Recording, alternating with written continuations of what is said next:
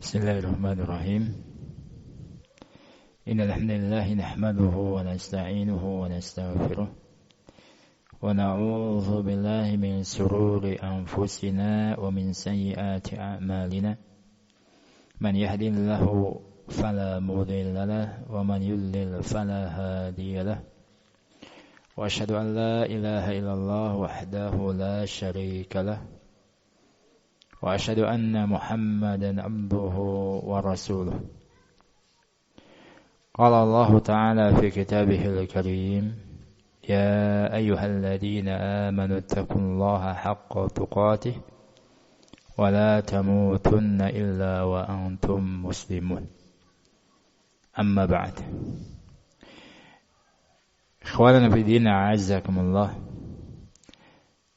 Insyaallah kita lanjutkan pembahasan kitab Sahih Al-Bukhari. Pembahasan kita sampai hadis yang ke-335. Man hafizal hadis? Ada yang hafal hadisnya?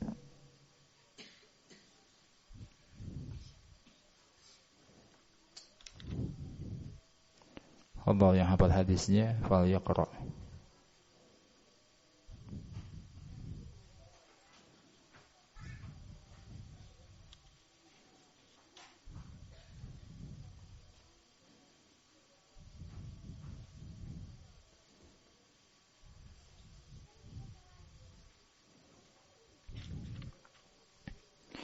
Telah kita jelaskan dalam hadis yang ke-335 ini, Nabi SAW menyebutkan di antara kekhususan yang Allah Subhanahu wa Ta'ala berikan kepadanya. Ada 5 perkara yang diberikan kepada Nabi SAW dan tidak diberikan kepada seorang pun di antara nabi-nabi sebelumnya.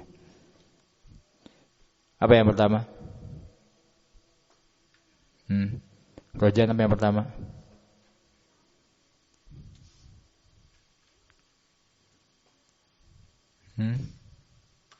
Masih ingat?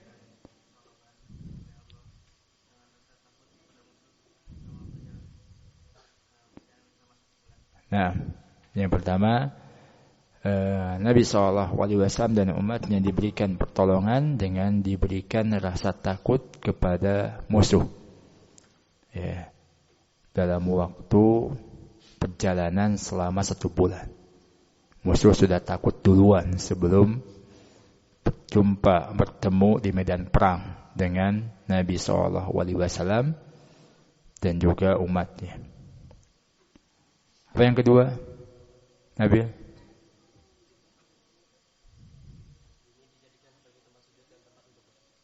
Nah, waju'ilat liyal ardu masjidan wa tuhura. Yang kedua, bumi dijadikan bagi Nabi SAW dan umatnya sebagai tempat sujud dan juga alat untuk bersuci. Ya, beda dengan umat terdahulu. Kalau melaksanakan sholat mesti dilakukan di tempat yang khusus untuk melaksanakan sholat. Dan kalau bersuci mesti menggunakan air, tidak bisa menggunakan tanah. Nah, apa yang ketiga?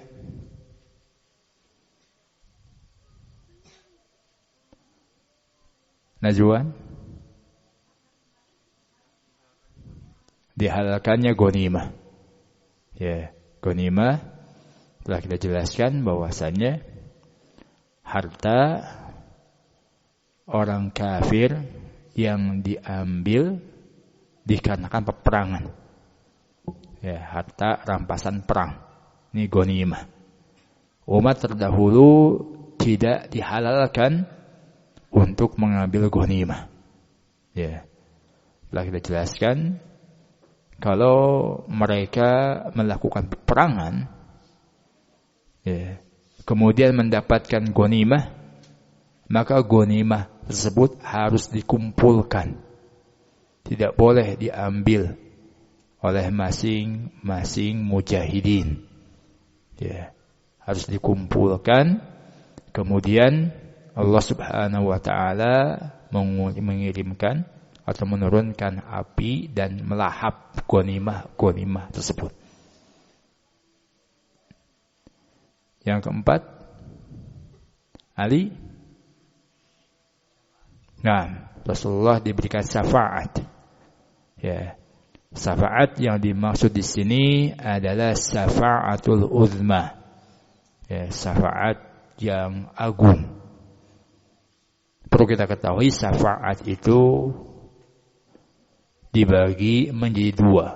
Ada khasun, khusus bagi Nabi sallallahu alaihi wasallam, ada juga yang amun, umum. Ya, bagi Nabi dan juga yang lainnya. Nah, kaum muslimin, orang-orang soleh, bahkan anak-anak memberikan syafaat terhadap yang lainnya. Ya. Dan di antara syafaat yang khusus bagi Nabi SAW, yang merupakan syafaat yang paling besar, syafaat yang paling agung, yaitu syafaatul uzma. Ya. Syafaat al-udma, syafaat yang agung. Nah, ini khusus diberikan kepada Nabi SAW. Dikarenakan manusia di hari kiamat nanti, nah, ya, dalam keadaan matahari didekatkan oleh Allah Subhanahu wa taala di atas kepala mereka, ya, seukuran 1 mil. Nah, dalam kondisi yang sangat mencekam, ya, menakutkan, sehingga mereka manusia mencari siapa yang bisa memberikan syafaat kepada mereka. Dikarenakan ketika itu Allah Subhanahu wa taala belum memberikan keputusan kepada mereka bagaimana, ya, kesudahan mereka ini. Nah, mereka datang kepada Nabi Adam alaihissalam. Nabi Adam minta udzur, tidak bisa memberikan syafaat kepada mereka. Datang kepada Nabi Nuh alaihissalam, datang kepada Nabi Ibrahim dan juga Nabi Musa. Ya, setiap di antara nabi atau rasul yang didatangi oleh manusia itu, mereka mengemukakan udzur, tidak bisa untuk memberikan syafaat. Nah, ya, mereka merasa malu kepada Allah Subhanahu wa taala dikarenakan, ya, suatu kesalahan yang dulu mereka pernah terjatuh kepadanya. Nah, hingga datang kepada Nabi Isa alaihissalam. Ya, Nabi Isa alaihissalam mengetahui bahwasannya ada nabi yang lebih utama dan lebih berhak, ya, untuk mendapatkan syafaat yang agung ini. Sehingga Nabi Isa alaihissalam, ya, mengarahkan kepada Nabi Muhammad SAW, sehingga mereka pun manusia pergi kepada Nabi Muhammad SAW. Ya. Dan Nabi SAW pun tunduk, sujud, tersungkur, ya, di hadapan Allah Subhanahu wa taala, ya, meminta agar diberikan syafaat. Nah, hingga Allah mengatakan, irfa' ra'sak, angkat kepalamu, wasfa' tusaffah, wasal tuta. Mintalah syafaat, akan diberikan syafaat. Ya.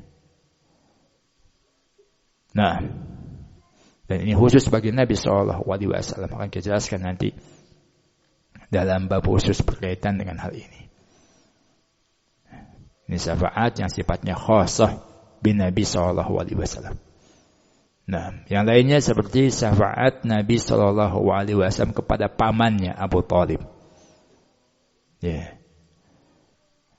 Tapi bukan syafaat mengeluarkan Abu Thalib dari neraka, tapi syafaat untuk meringankan adab Abu Thalib. Nah, ya. Dengan sebab syafaat Nabi SAW ini, Abu Thalib diringankan azabnya. Ya, tapi seringan-ringannya azab neraka itu dahsyat sekali. Disebutkan seringan-ringannya azab neraka itu dengan memakai terompah atau sandal atau sepatu atau yang semisalnya dari api neraka dan panasnya mendidih sampai otaknya. Ini seringan-ringannya azab neraka. Nas'alullah salama wal afiyah. Nah, ada juga syafaat yang sifatnya umum. Ya, para malaikat memberikan syafaat. Kemudian juga orang-orang soleh memberikan syafaat. Nah, juga anak-anak memberikan syafaat kepada orang tuanya. Ya, di antaranya syafaat ya untuk mengeluarkan kaum muslimin yang masuk ke dalam neraka ya supaya keluar dari neraka dan dimasukkan ke dalam surga. Nah, ada syafaat kaum muslimin yang dia berhak masuk neraka tapi dengan sebab syafaat ini ya tidak dimasukkan ke dalam neraka tapi langsung dimasukkan ke dalam surga. Nah, ya. Yang jelas perkara yang bisa menjadi sebab kita mendapatkan syafaat di akhirat nanti, hendaklah kita melakukannya. Nah, ya. Memperbanyak sholawat kepada Nabi SAW. Ini sebab syafaat. Nah, tentu salawat yang masyru', salawat yang disyariatkan, yang ada contohnya. Bukan salawat yang bid'iyah, yang mengandung unsur-unsur kebid'ahan, atau salawat yang gulu, berlebihan kepada Nabi SAW. Atau di antara sebab syafaat lagi membaca doa setelah azan. Ini pun sebab mendapatkan syafaat Nabi SAW. Nah, ketika mendengar azan, menjawab azan, kemudian membacakan doa setelah azan, setelah mendengar azan. Nah, ini pun sebab ya mendapatkan syafaat Nabi SAW. Ya. Sehingga hendaklah kita tatkala mendengar azan dikumandangkan, jawab azan tersebut. Ya, jangan sibuk dengan HP-nya, sibuk dengan obrolan bersama temannya. Ya. Ketika azan dikumandangkan, hendaklah menjawab. Nah, panggilan azan tersebut. Idza sami'tumul muadzin falyaqulu misla ma yaqul muadzin. Ya, apabila kalian mendengar muadzin, maka ucapkanlah seperti apa yang diucapkan oleh muadzin. Ya, setelah itu membacakan doanya Allahumma rabba hadhihi da'wati tamma ila akhirih sampai akhir.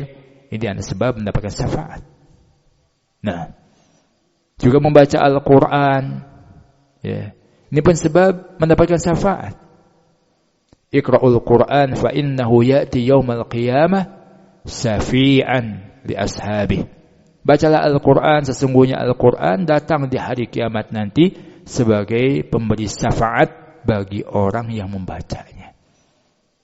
Nah, ya, baca Al-Qur'an, apalagi para tulabul ilm, para santri, ya. Nah, setiap harinya baca Al-Quran, menghafal Al-Quran, mempelajari tafsir Al-Quran. Ya subhanallah, keutamaan demi keutamaan. Ya. Nah, kita pun sebagai seorang muslim setiap harinya jangan sampai terlewatkan dari qiraatul Quran, dari bacaan Al-Quran. Apalagi ahlus sunnah salafiyun. Ya. Jangan sampai kesehariannya itu tidak baca Al-Quran. Nah, ya. Atau Ahlus Sunnah Salafiyun jarang membaca Al-Quran. Ya, ini bukan adab, bukan akhlak seorang salafi.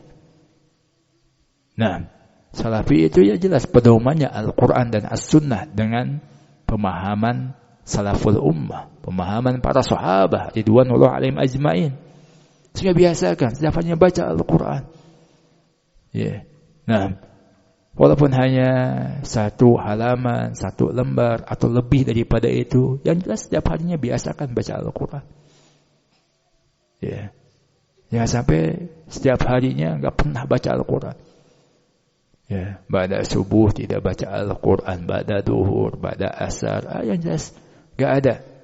Nah, ini orang yang hajjul Quran, meninggalkan Al-Quran. Ya. Nah, tilawatan secara bacaannya. Ya. Al-Quran kalau kita membacanya di akhirat nanti sebagai pemberi syafaat. Ya, Iqra'ul Quran fa innahu ya'ti yaumal qiyamah syafi'an li ashabi. Ya. Nah. Jangan sampai tadi lihat seorang salafi. Nah, seorang Ahlus Sunnah ya, tidak baca Al-Quran kesehariannya. Tidak di masjid, tidak di rumah, tidak di tempat kerja. Nah, yang dibaca ya terus berita-berita. Nah, dari media massa. Nah, koran, majalah atau lain sebagainya. Sementara Al-Quran dia tinggalkan. Ya, tidak layak bagi seorang muslim. Demikian apalagi seorang Ahlus Sunnah Salafiyin. Nah,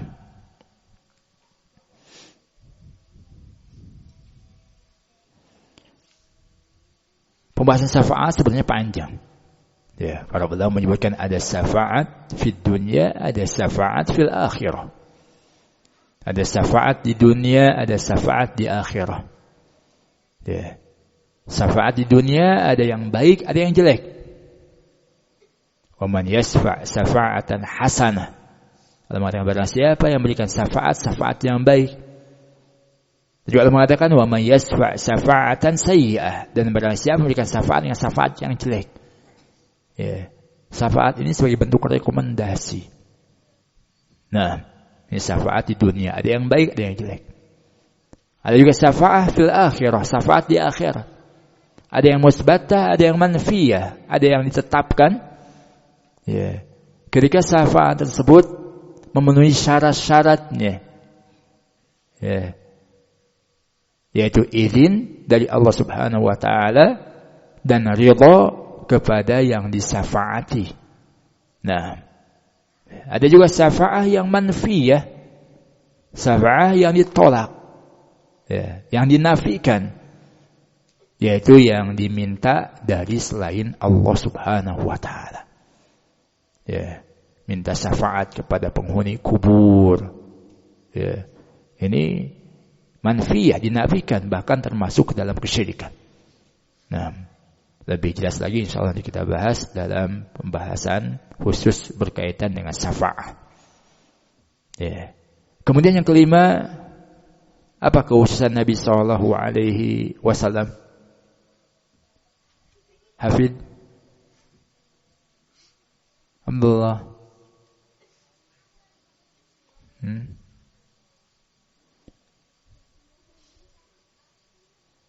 Fajar tahu?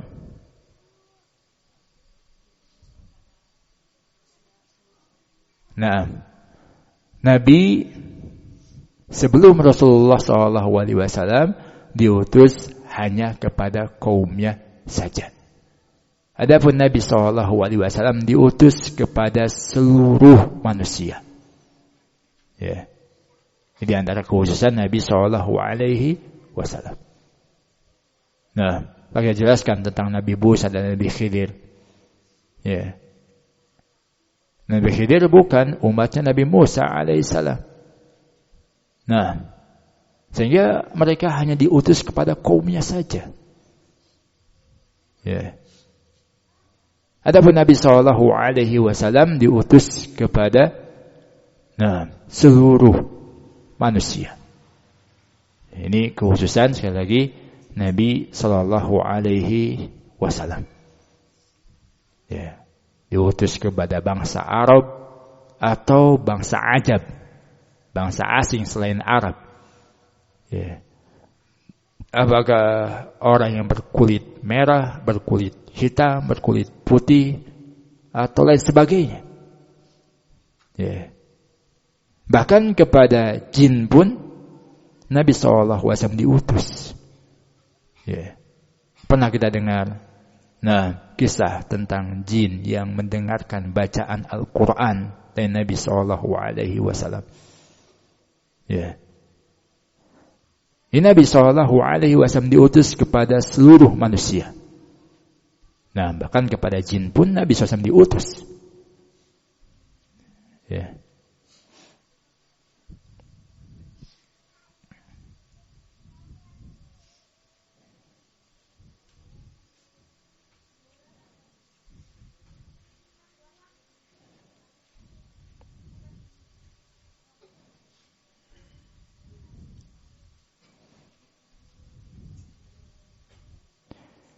Di antara faidah dari hadis yang kita bacakan ini, disebutkan oleh Syekh Ibnu Utsaimin rahimahullahu taala, min fawaidi hadzal hadis masru'iyatu tahaddusil insan bi ni'matillahi alaihi sariqatun alla yakuna ala sabil fakhr wal huyala. Ya. Disyariatkan untuk menyebut nikmat Allah Subhanahu wa taala. Ya, seseorang disyariatkan untuk menyebutkan nikmat Allah Subhanahu wa taala.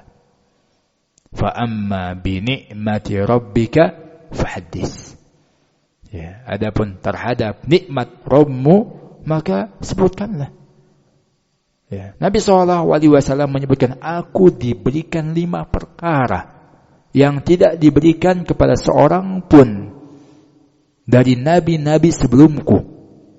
Ya. Ini bentuk kenikmatan yang Allah Subhanahu wa taala berikan kepada Rasul sallallahu alaihi wasallam. Dan Rasulullah mengucapkannya, menyebutkannya dalam rangka bersyukur kepada Allah Subhanahu wa taala. Nah, ya. Saya mengapa tatkala kita menyebutkan nikmat Allah Subhanahu wa taala? Alhamdulillah, ya, saya menjadi seorang thalibul ilmi, misalkan. Nah, dalam rangka mensyukuri nikmat Allah Subhanahu wa taala. Dikarenakan mungkin sebelumnya dia lalai dari ilmu. Ya. Sebelumnya sibuk dengan urusan-urusan dunia. Ya. Atau alhamdulillah saya telah hafal 10 juz. Alhamdulillah telah hafal 30 juz. Kalau dalam rangka mensyukuri nikmat Allah Subhanahu wa taala, tidak mengapa. Ya. Tidak mengapa. Dan juga Nabi SAW menyebutkan bahwasanya Allah senang ketika seorang hamba dia memperlihatkan asar dari nikmat Allah Subhanahu wa taala yang Allah berikan kepadanya. Ya. Tatkala menampakkan pengaruh atau dampak dari nikmat Allah Subhanahu wa taala yang Allah berikan kepadanya. Misalkan seseorang yang Allah berikan ya harta, kekayaan. Nah, dia menampakkan nikmat Allah tersebut dengan memakai pakaian yang baik, pakaian yang bagus. Nah, jangan sampai dia orang kaya tapi pakaiannya compang-camping. Ya, robek-robek, pakaian seperti pengemis dan sebagainya. Ini kurang dalam mensyukuri nikmat Allah Subhanahu wa taala.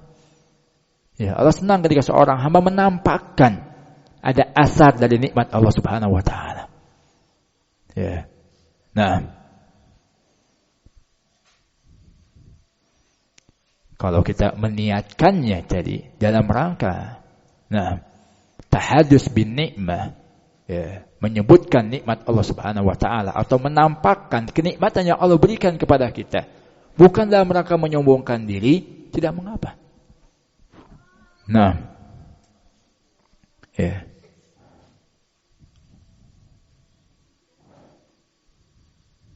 Jangan sampai tadi kita sebutkan Allah berikan kelapangan dalam masalah rezeki, harta, tapi ya pakaiannya itu lusuh, membuat orang merasa prihatin. Nah, ya pakaiannya sobek-sobek, compang-camping, layaknya pengemis. Nah, tidak boleh demikian. Ya, tidak mau pakai tampakan. Ya, nikmat Allah yang diberikan kepada kita, ya, dalam rangka bersyukur. Nah, Nabi SAW pun tadi disebutkan banyak menyebutkan tentang kenikmatan-kenikmatan Allah yang diberikan kepadanya, ya, dalam rangka tahadus bin nikmah. Nah, sehingga kata Syekh Abdul Salim disyariatkan seseorang dia mengucapkan nikmat Allah Subhanahu wa taala dengan syarat bukan ya dalam bentuk bangga diri dan bukan dalam rangka kesombongan. Nah, hana tahadus bi nikmatillah. Menyebutkan nikmat Allah Subhanahu wa taala. Ya. Bukan dalam rangka bangga diri, bukan dalam rangka sombong. Nah, kalau dia mengatakan alhamdulillah saya hafal 10 juz, tapi dengan nada yang sombong, diiringi dengan merendahkan orang-orang yang hafalannya di bawahnya, tidak boleh. Ya. Nah, alhamdulillah misalkan saya sekarang paham tentang agama, sebelumnya bodoh tentang agama, tidak paham dengan halal, haram dan lain sebagainya. Nah, Nabi SAW mengatakan, Ana sayyidu waladi Adam yaumal qiyamah wal bakhr. Saya pimpinan anak Adam di hari kiamat nanti dan saya tidak sombong, tidak bangga diri. Nah, ya, menyebutkan kenikmatan yang Allah berikan kepada Nabi SAW di antara di akhirat nanti, di hari kiamat nanti, Allah jadikan Nabi SAW sebagai pimpinan anak-anak Adam. Ya. Dan yang diucapkan oleh Nabi SAW ini dalam rangka tahadus bin nikmah. Sehingga Rasul mengatakan walal fakhr, dan aku tidak sombong, tidak bangga diri. Nah,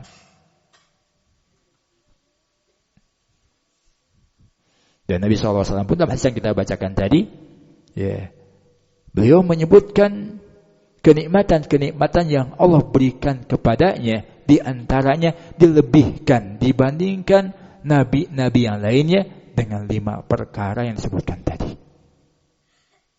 Ya.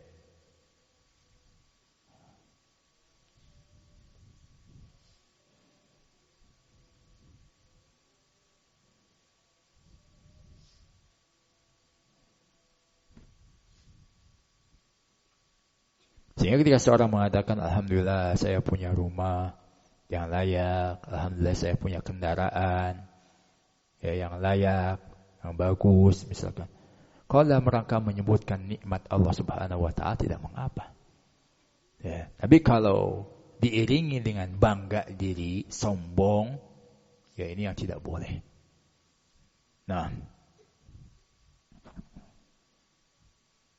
apalagi diiringi dengan tadi celaan kepada orang-orang yang di bawahnya. Nah, wa min fawaidihi aidan annahu la ahadun yunkiru fadlallahi ta'ala.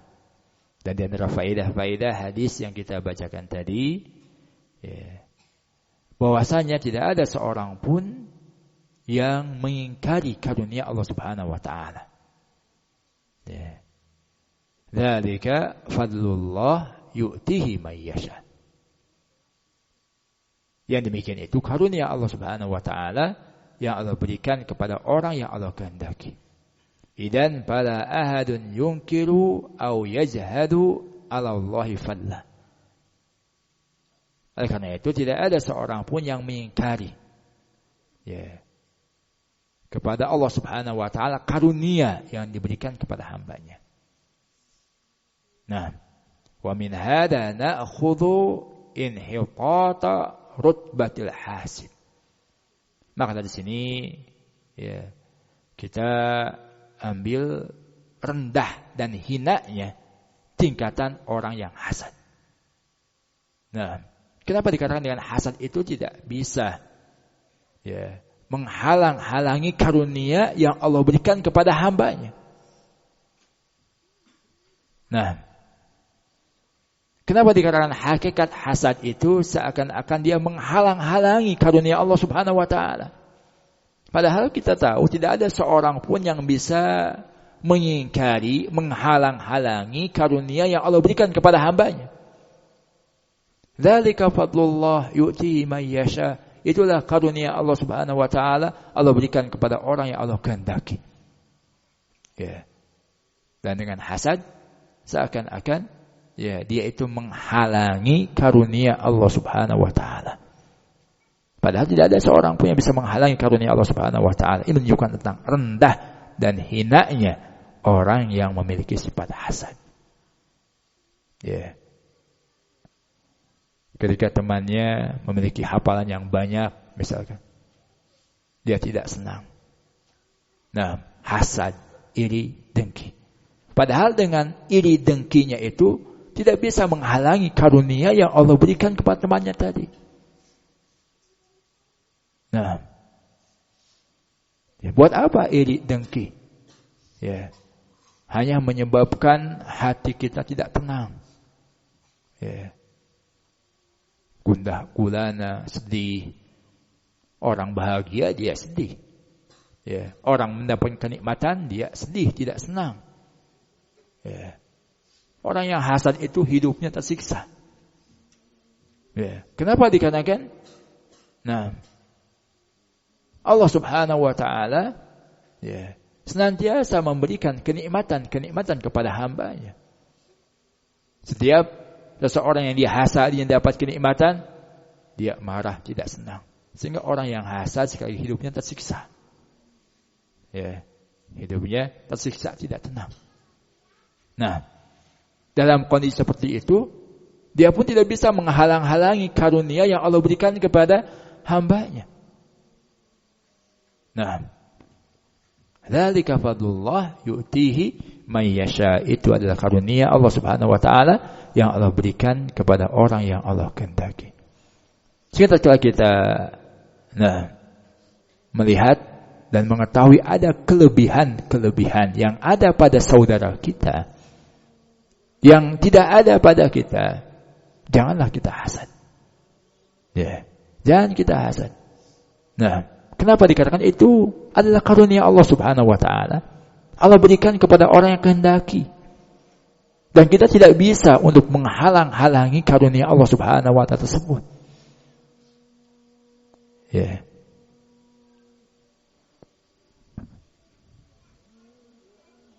Maka yang dihasut dalam syariat ini adalah sifat ghibthah. Ketika saudaranya memiliki kelebihan, dan kelebihan tersebut digunakan pada perkara-perkara yang sifatnya ibadah, kebaikan-kebaikan.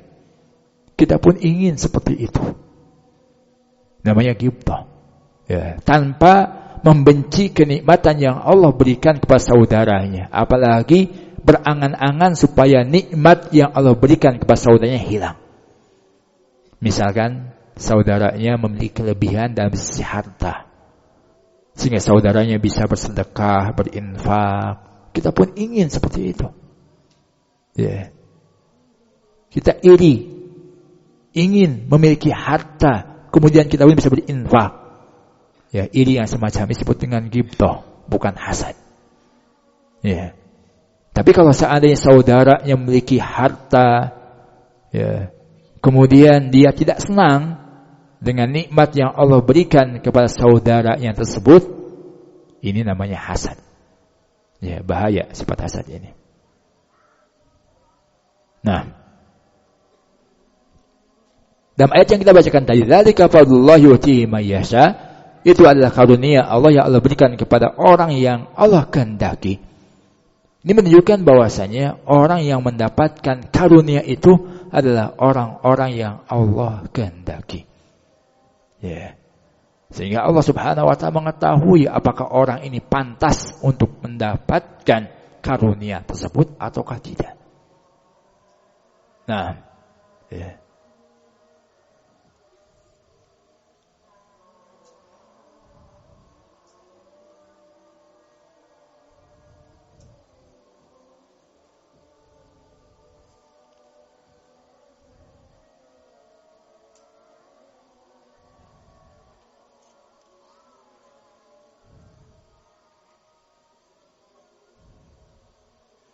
Pada yang lainnya dari hadis yang kita bacakan ini jawazun nashi liqaulihi wa lam tahilla li ahadin qabli. Ya.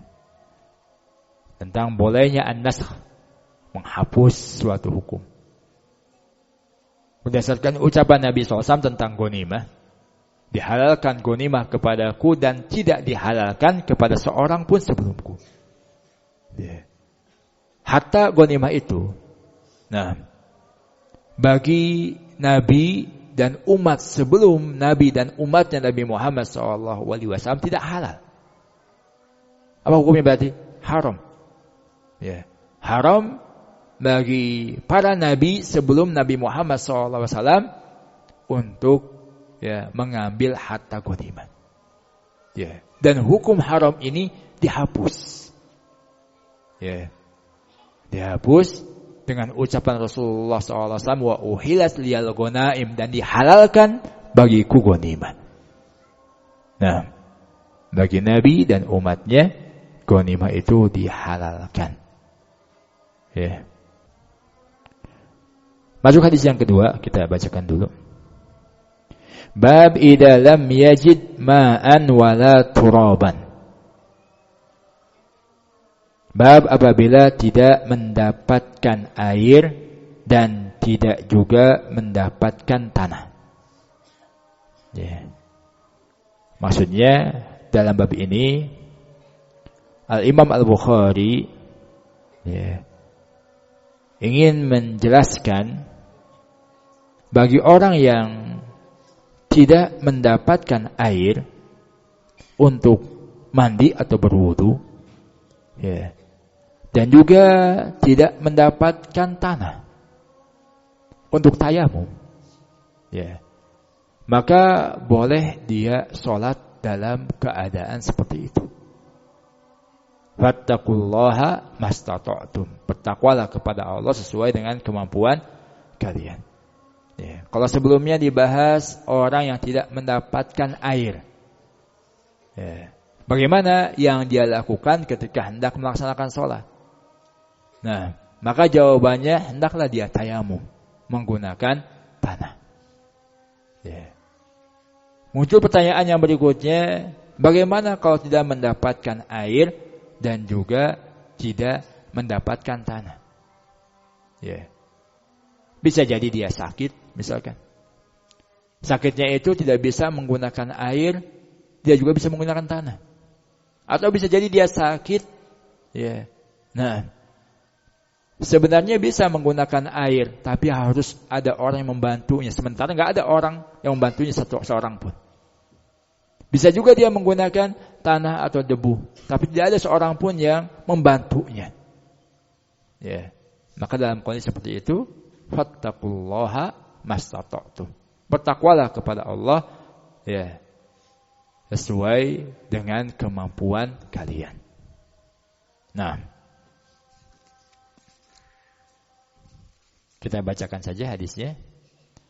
Qala Imam Al-Bukhari rahimahullahu taala, haddatsana Zakaria ibnu Yahya. Hadis yang ke-336. Nah,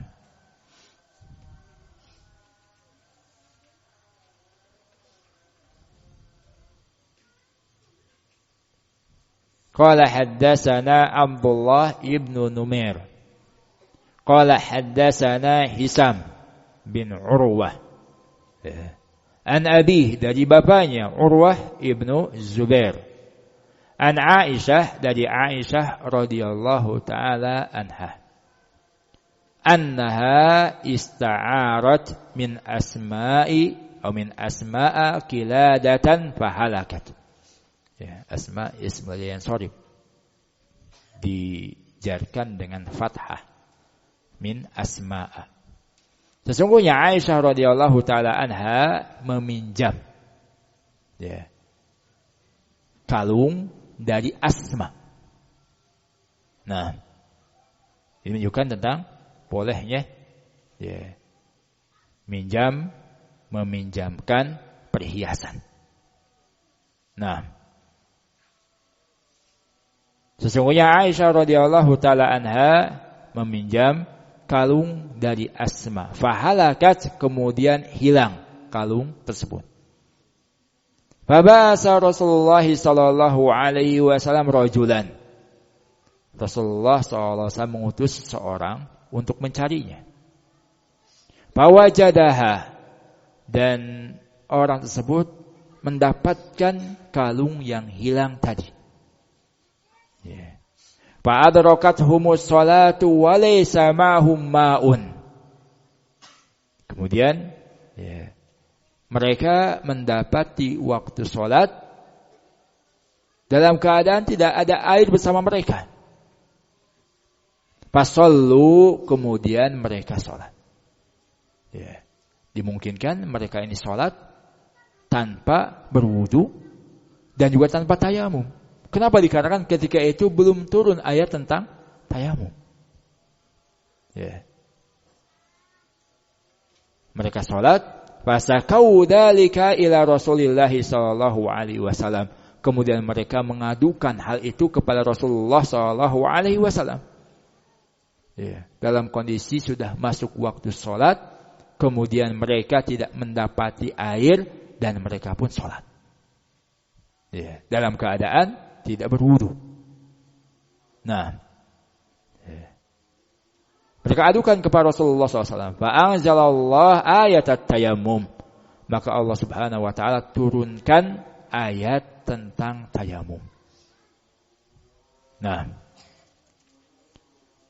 maka dari hadis ini Al-Imam Al-Bukhari rahimahullahu taala beliau memahami bagi orang yang tidak mendapati air dan juga tidak mendapati tanah, boleh dia sholat dalam keadaan seperti itu.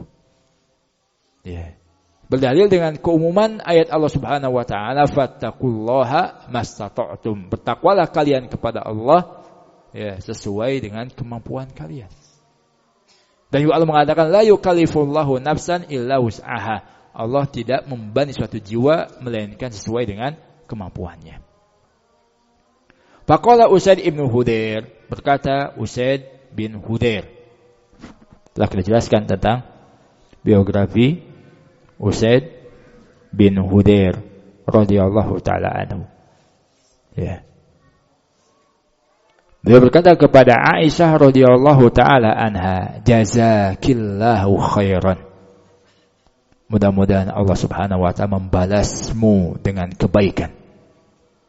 Fa wallahi ma nazala biki amrun takrahinahu illa ja'alallahu dzaliki laki wal muslimina fi khairah.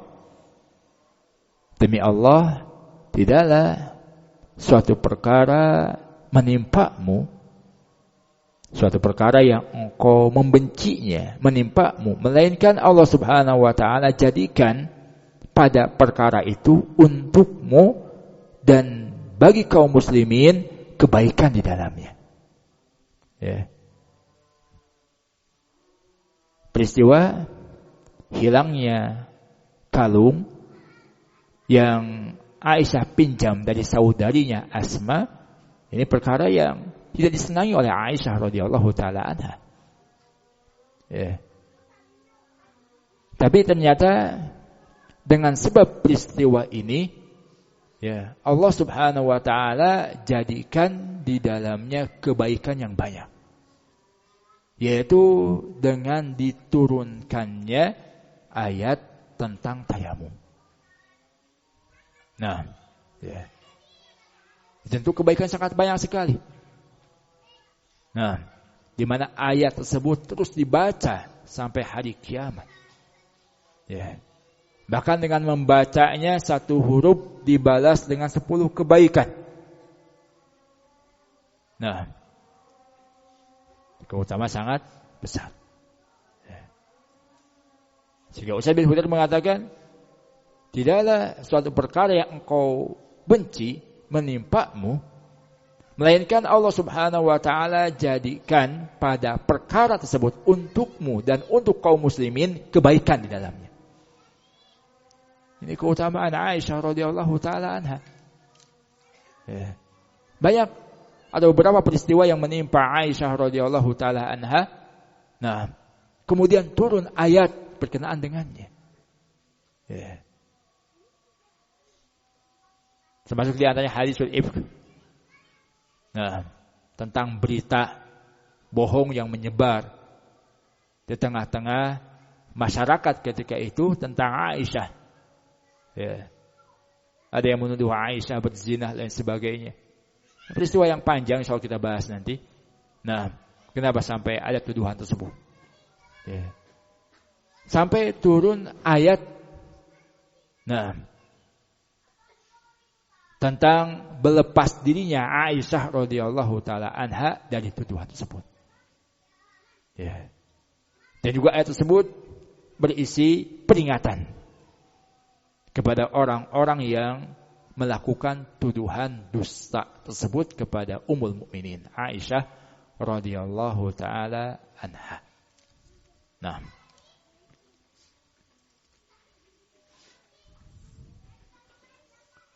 dan yang sering kita sebutkan, perkara yang kita benci,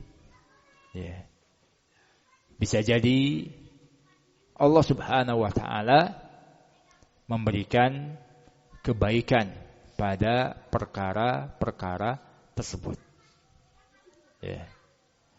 Sebagaimana tadi disebutkan Aisyah radhiyallahu taala anha. Nah, beliau tidak senang kalungnya hilang. Tapi dengan peristiwa tersebut Allah Subhanahu wa taala jadikan sebagai suatu kebaikan bagi kaum muslimin, khususnya bagi Aisyah radhiyallahu taala anha dan juga bagi kaum muslimin. Allah mengatakan fa'asa an takrahu syai'a wa yaj'alallahu fihi khairan katsira. Barangkali kalian membenci suatu perkara padahal Allah Subhanahu wa taala menjadikan pada perkara tersebut kebaikan yang banyak. Nah,